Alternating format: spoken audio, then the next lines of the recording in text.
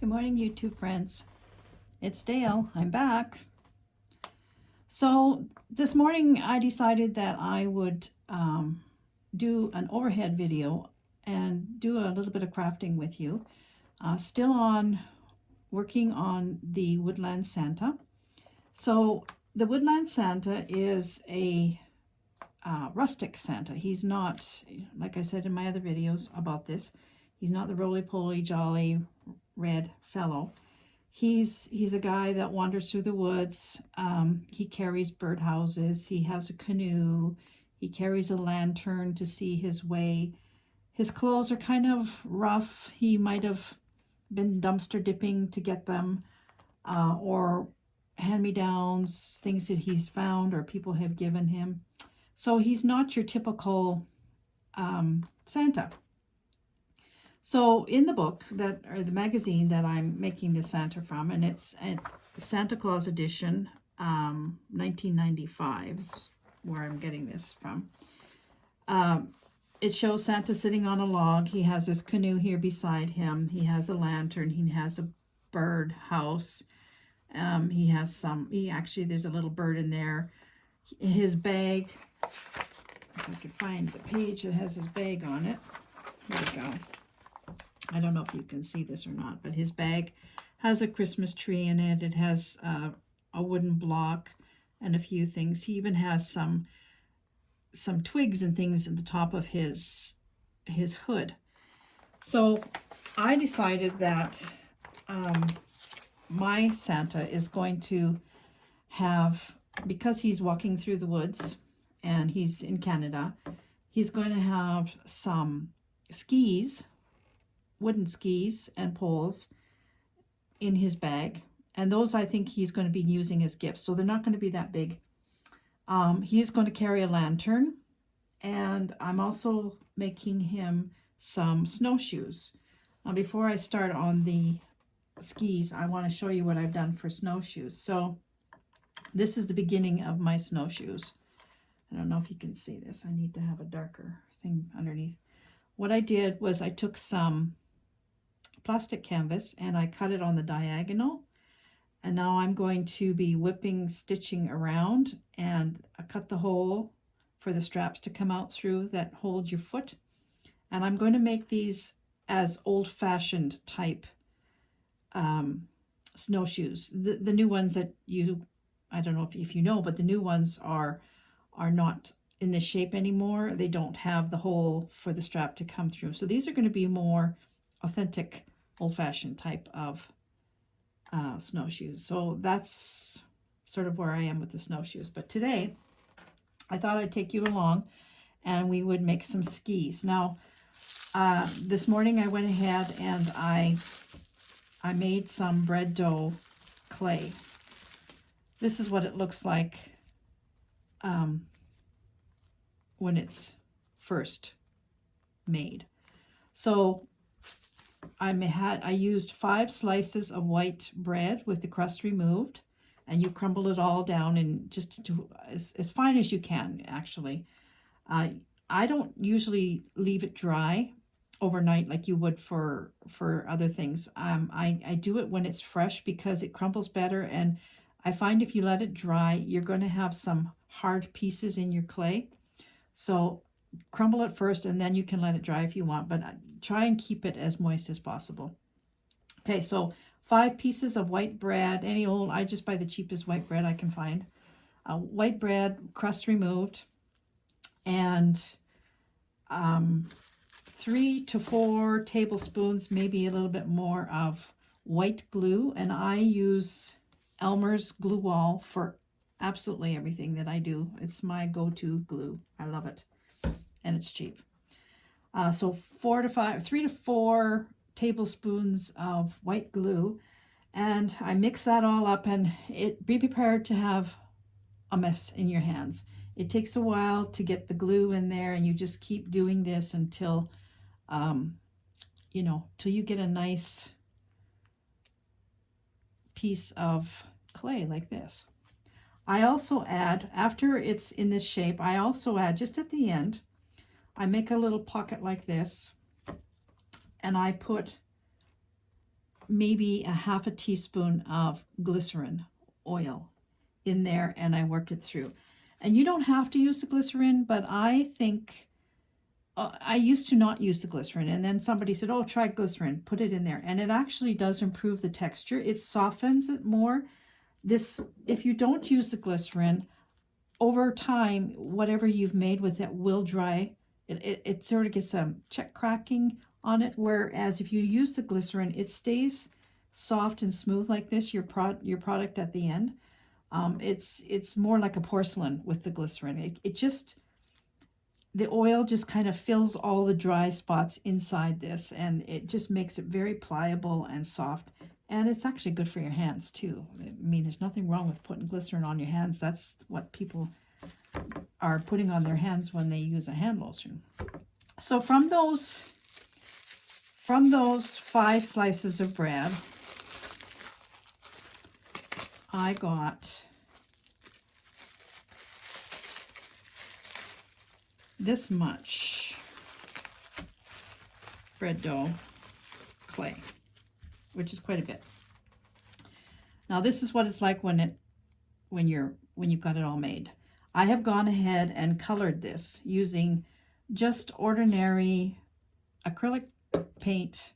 This one I colored black. It's not pure black. It sort of has a bit of gray tint to it. It's mottly looking, which is fine for what I'm going to be using it for. This is going to be made into the lantern.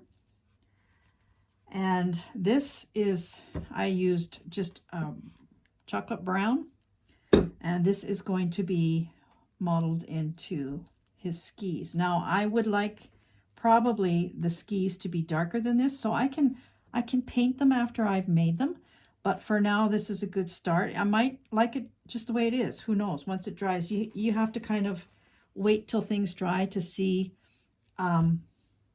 what they're going to be. So I'm going to use the brown first. We're going to do the skis first. So rule of thumb is you keep these tightly wrapped in saran or in a baggie. Don't want them to dry out. Once they dry out, they're no good. But if you wrap this up in a piece of saran and put it in a tub and put it in the fridge, it'll last for a long, long time. It won't mold up, and you can use it for months to come if you have other projects that you want to use it for. So I'm not going to use this one. I might use that for something else. And right now that's the one I'm going to use, so I'll wrap up the black. So these are going to be the skis for that he's going to give as a gift. So they're not going to have to be the size for the Santa. So I'm going to make them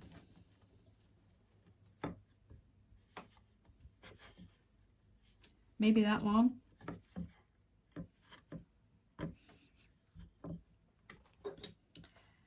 My rolling pin. I'm just going to turn this so that I can roll it. You're just going to roll it flat. See, there's a dry piece right there. I'm going to take that out.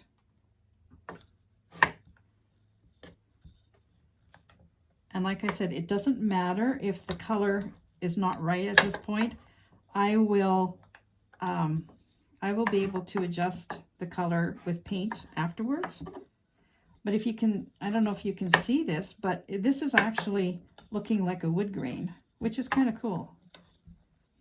So I want these skis to be fairly thin. And I want to be able to cut 2 skis out of this, so I'm going to make it a little wider.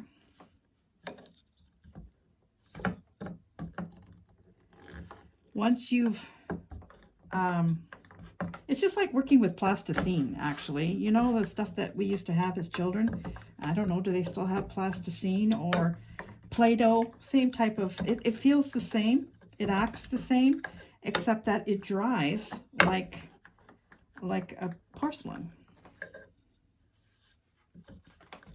Well, it's not quite wide enough up here, I don't think. What I'm going to do is I'm going to cut the first ski. See, there's a piece of dry stuff in there, but that's okay. There's another one right there. I'm going to cut the first ski because I haven't made it wide enough. And we'll see where we go. So, I think I'm going to make my skis about this wide. And actually, that's about the right length, too. So I might just cut using that. You can use an X-Acto, which I will use. You can use, I bought this rotary cutter at the dollar store years ago, and it has a nick in it. So I don't use it for material. I just use it for this kind of stuff, and it does a great job for this. But for right now, I'm going to just cut this with an X-Acto knife.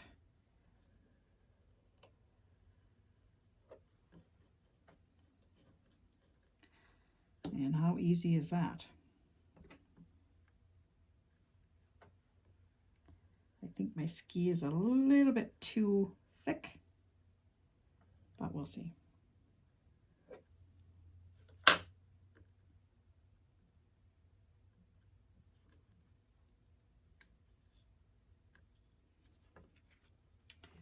There's one.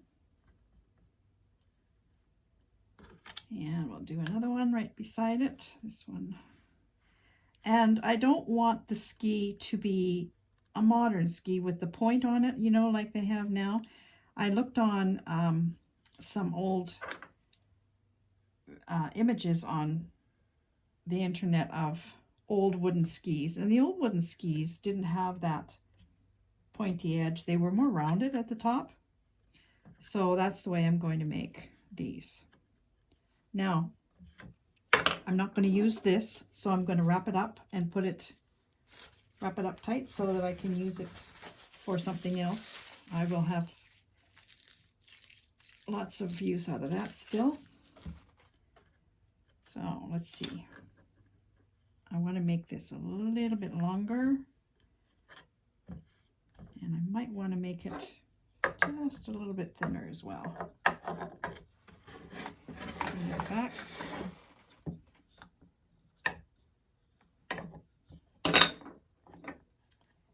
So you can see my ski is starting to turn on me, but it doesn't matter. It's going to, there's another dry piece there that I don't want. I usually process this clay a little longer than I did today, and I usually work at it till I get all the little dried things out, but I didn't do that today because I wanted to film this video.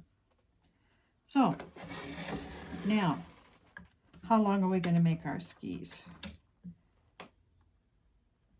I think we will make them about this long.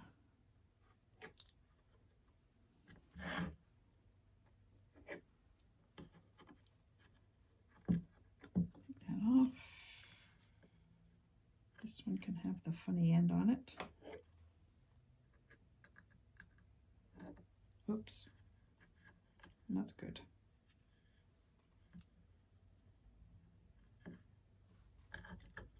Take that off. And we want to have them up a little bit. And I'm just going to squish the top a little bit. This is going to lay down a little bit more.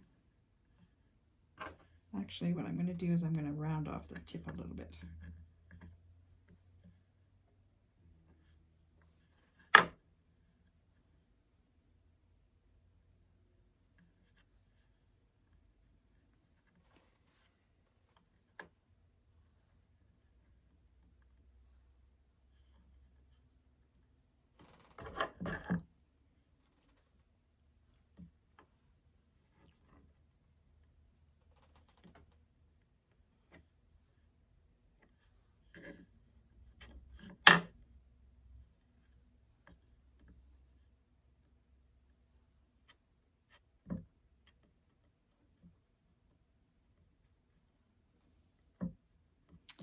And because my Santa is rustic, I don't mind if these aren't perfect because they too will be rustic. So there you have 2 skis. We're going to let this sit now. This will have to sit about probably 12, 24 hours. And when it dries, it'll be as hard as cement. And then what I can do is I can decide if I want to paint it some more. The only thing I am going to do is I'm going to put a little notch. I might put a little hole right here, just so I can thread the laces, because the old-fashioned skis didn't have the side by side. It didn't have, the old-fashioned skis didn't have those snappy things. It had laces, leather strappy things. So skis done. I'm gonna just set them over here and let them dry. Okay, now next thing I'm going to do is make the sides of the lantern. Now when you're working with this stuff and you know sort of what you're going to make, I always look around in my craft shop or my studio here to see if I can find things that are sort of the right size, the right shape, things that I can use to sort of make impressions, things like that, because really I would rather just use something else instead of having to eyeball things myself. Ooh, this is going to make a nice lantern. Look at the, I don't know if you can see, but it's got really nice marbling in it. So I need 4 sides to my lantern. It's going to be one of those box type lanterns. I don't know if you can see this lantern here. One of these type of lanterns. That's what I'm going to make. So I need 4 sides, 4 squares, and I found this little box. This seems to be, as far as I can see, about the right size for my lantern. So I'm just going to make a little impression, just so that I have all of them. Now it's stuck. So I can cut them all the same size and be sure that they're all the same size. And you know what? I need my glasses. Excuse me 1 minute while I find them.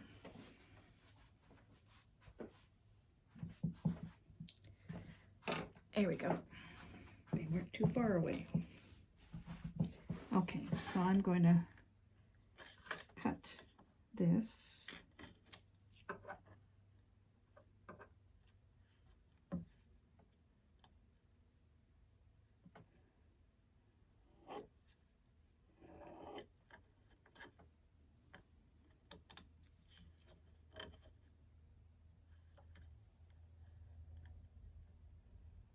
I was thinking I would paint this, but I think I'm going to leave it just the way it is. It's perfect. It's perfect just the way it is.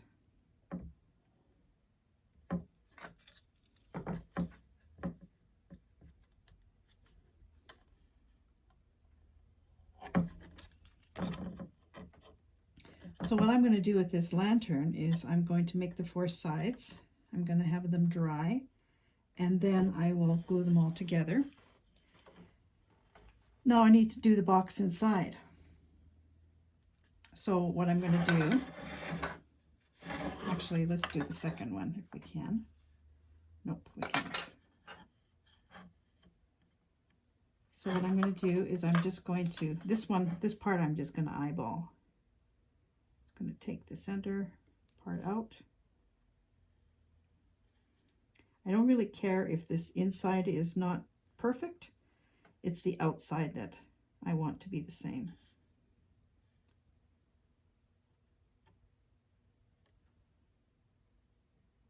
Because remember, he's a rustic Santa. He's not perfect by any means.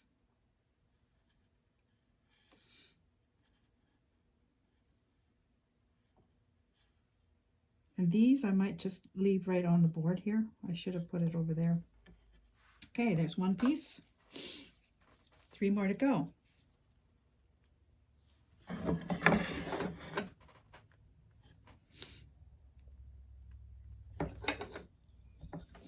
As you work this and you have it out of a bag, you can feel it starting to dry. It doesn't take very long for this stuff to start to dry out. So, you know, if you're doing something like this where you have several pieces that you have to do, it's a good idea to stick it back in the bag because it will start to dry quite quickly. Alrighty.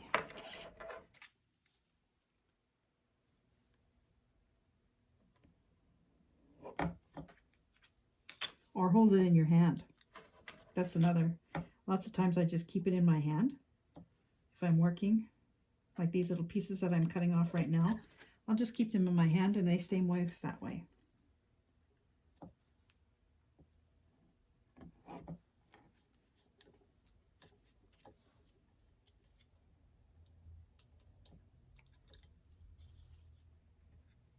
Can't see my line.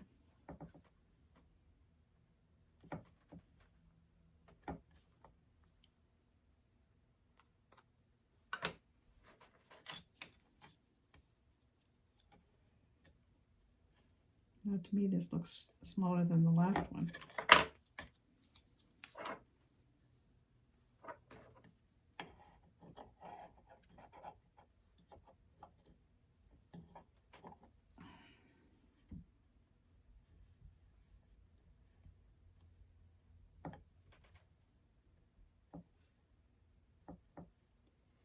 So if you're doing projects like this, Santa, this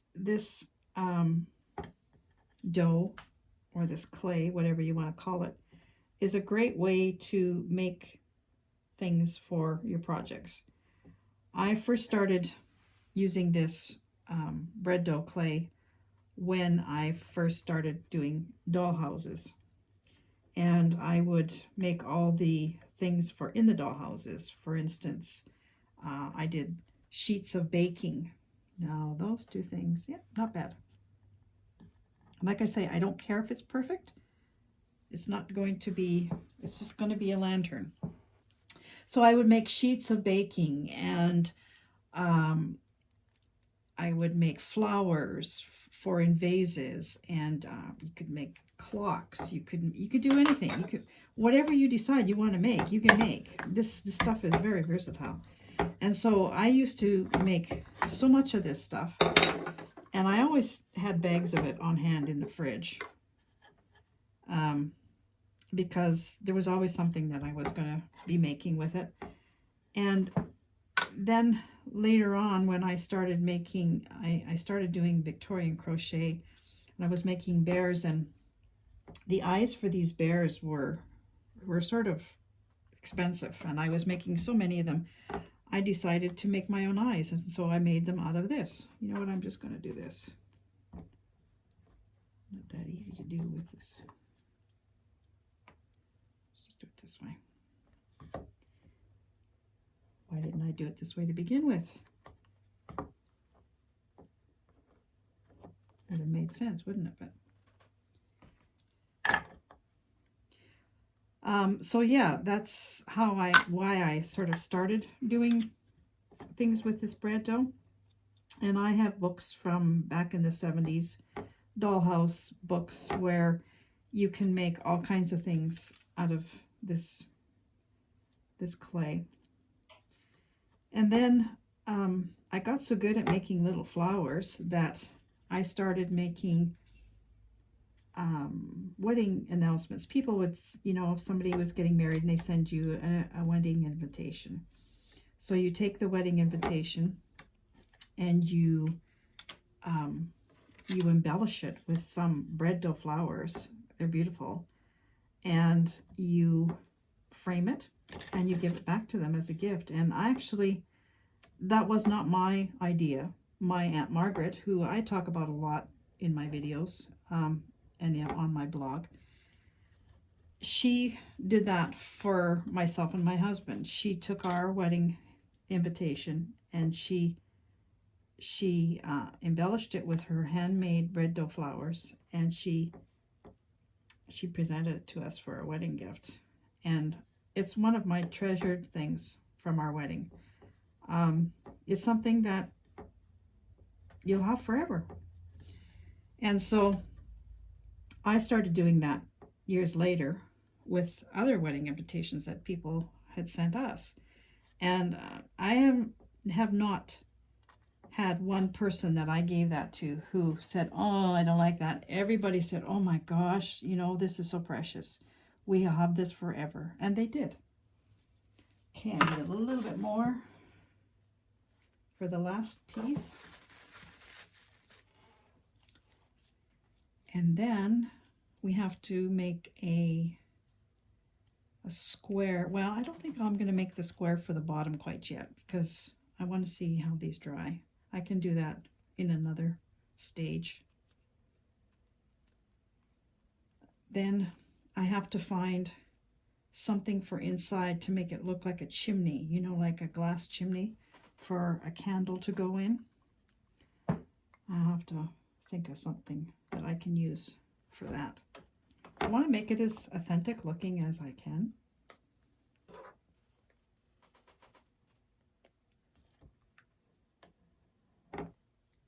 Ouch, my blade came out right in my hand. Look at that. Yow yow. That hurt. This is a really old knife. I have another one, but I can't find it. Okay. Didn't cut myself though. Okay, come off of there. I hope you can see what I'm doing.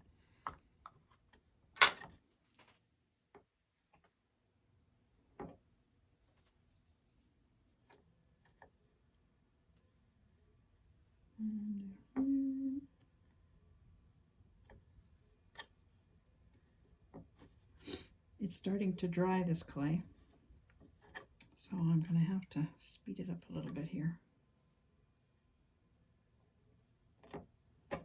This one went a little wonky.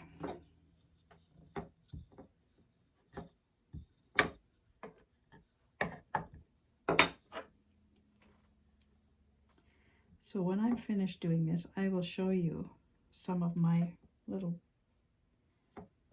roses that I used to make. I don't have anything to make them for right now, so I haven't been making them, but I certainly can make them again. Come on.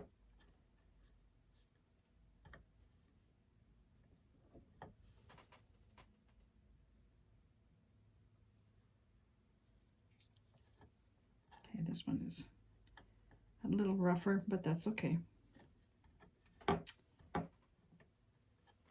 There we go. There's the 4 sides of our lantern. Not perfect, but it doesn't have to be. This one's actually quite a bit bigger, isn't it? Whoops, sorry, didn't mean to knock you. So I'm going to put this away. Now for the poles, going back to the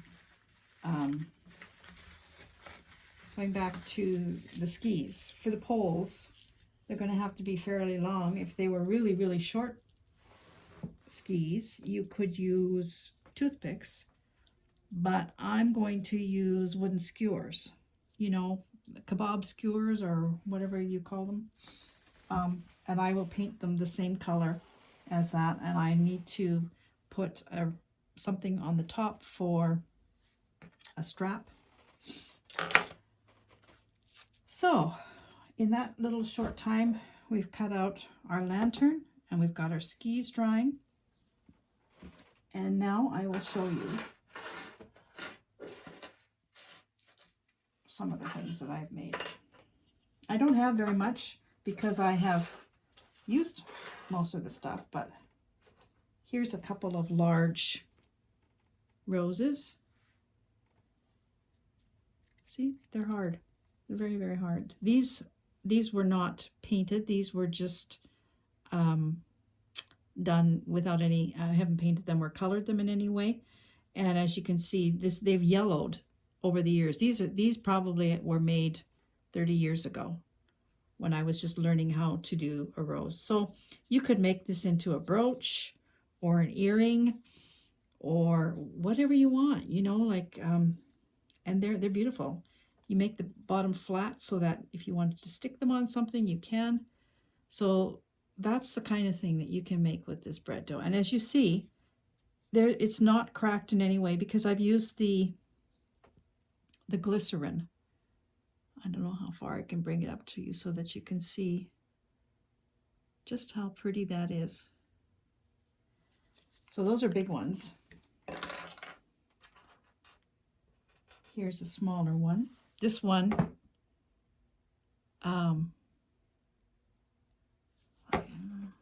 this one was colored. So I colored it before I shaped it, just like I did the bread dough that I was using today. Here's another one, another small little rose. And I've done all kinds of flowers, not just roses, but I only have roses left. That's why I'm showing you roses. And then you can just keep getting smaller. Oops, it's falling out of my hand. You can get smaller and smaller.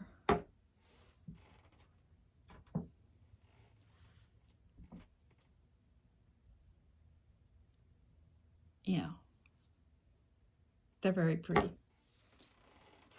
Here's a spray of calla lilies. You can do any kind of flower you want. There's a spray of calla lilies for something for Easter.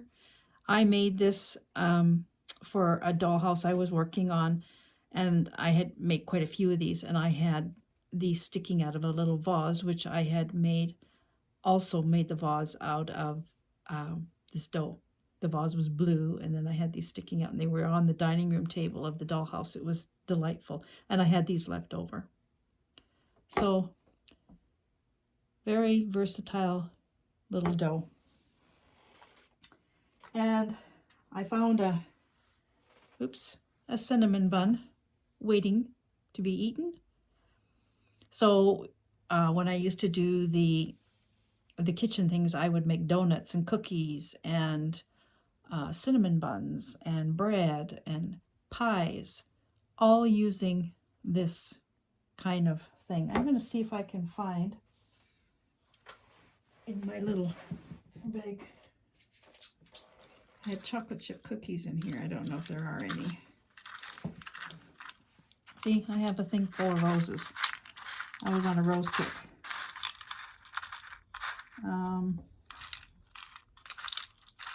Okay, so if you're going to do a chocolate chip cookie, what I would do is I took, you know, one of those old-fashioned hole punchers, you know, for the single hole, and I punched a whole bunch out like that. And then I took dark brown paint and painted dots, and then you have a cookie.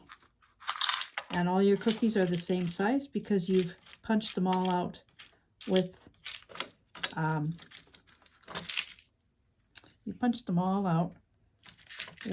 the same tool. Here's a bunch of cookies. These could be cinnamon cookies. Actually, these are what I make my eyes for my bears with. Same thing. You can make leaves for your, I don't know if I have any leaves here. Yes, I do. Tiny little green leaves. Oh, it's crazy how much things you could make out of this stuff. But I really don't have a lot of, I have mostly flowers in my stash. I don't have much else. So yeah, if you want to try making some of this stuff, just mix up some of this dough and have fun. See where you go with it. You can use it on projects. If you're, you know, making jewelry, you can make your own flowers. Put it on purses, on books. You can do whatever you want. So I think I'm at 34 minutes, so I think that might just be it for today. I hope you enjoyed this, and I don't know. I'm trying a different setup again. I'm using my iPhone. Usually I've used my SLR, but let me know if this is any good. I hope so, because I don't want to do it again. And we'll put this together in another video.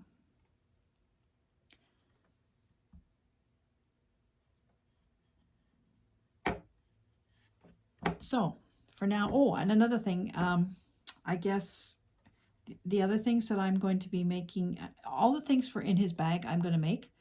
So I'm putting in a couple of little dolls that I'm making. They're crocheted. I'm going to probably make a drum, and I'll make that out of cardboard, and I'll cover the cardboard in velvet or something in braids. There's I'm just trying to come up with ideas of different things to put in the bag itself. Those skis will be in there, and yeah, we'll just see what else I can make. I'm going to try and make a canoe as well for him to carry. He might just have it slung over his shoulder. So Santa's little toys and things have been started. We'll see how far we get with this. I'll be back next week and we'll put Santa's beard on. He's all dressed. I haven't been 100% happy with his vest, his velvet vest. I don't care for the pattern that they gave. I wished I would have sort of made a scrap one first, and then I wouldn't have made it that way, but whatever, it's done. I'll just work with it. So the next thing to do is to put his beard and his mustache and his eyebrows on, and then I can put his hood on and his vest, and I'll be hot gluing all of that on. He's not going to be a doll that you're going to play with. It's going to be, an ornament, basically. So I'm going to hot glue everything down. So next time we'll work on Santa's face, putting his hair on his face. Have a great weekend, everybody. Take care, and I'll see you next week. Bye for now.